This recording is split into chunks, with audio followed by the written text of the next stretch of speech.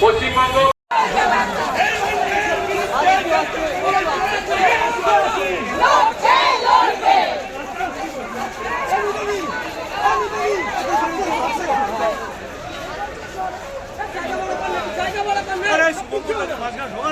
বাবা সে তো লিডার, সে লোককে যোগাযোগ করে দাঁড়াও না, ছবি হয়ে যাবে।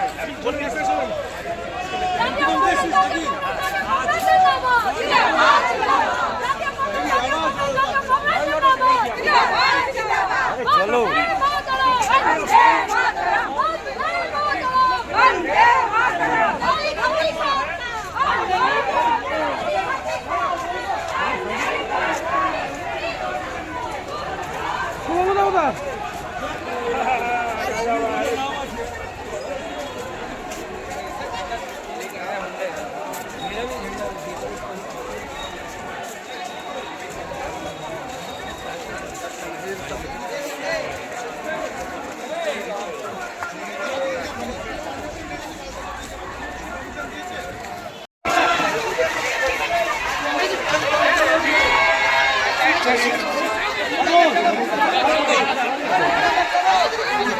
আরে এই দেখো এদিকে, দেখো এদিকে।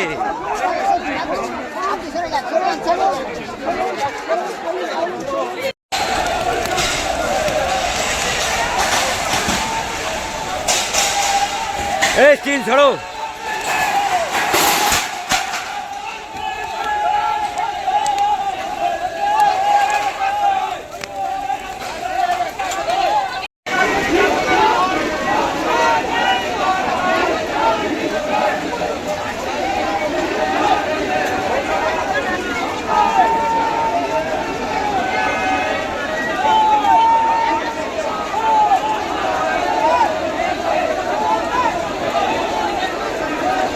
বডিতে যারা সরকারি নমিনি তারাই এই সমস্ত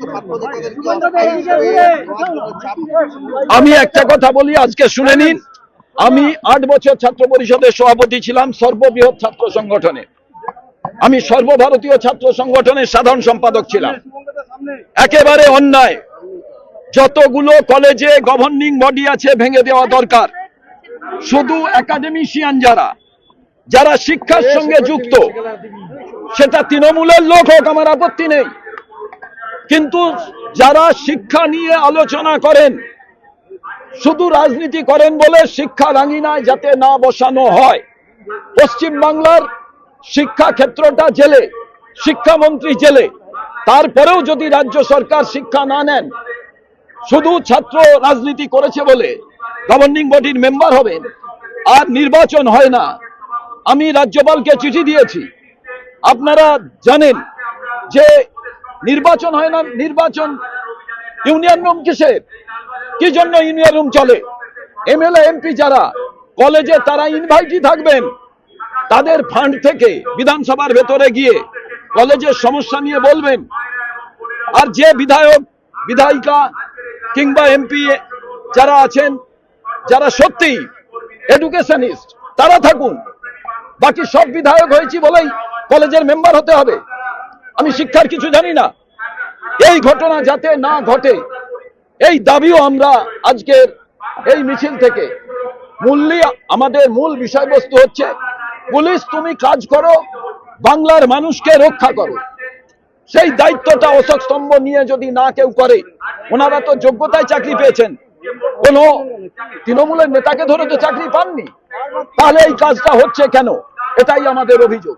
নাগরিকত্ব প্রমাণে নথি হিসাবে কেন আধার গণ্য হবে?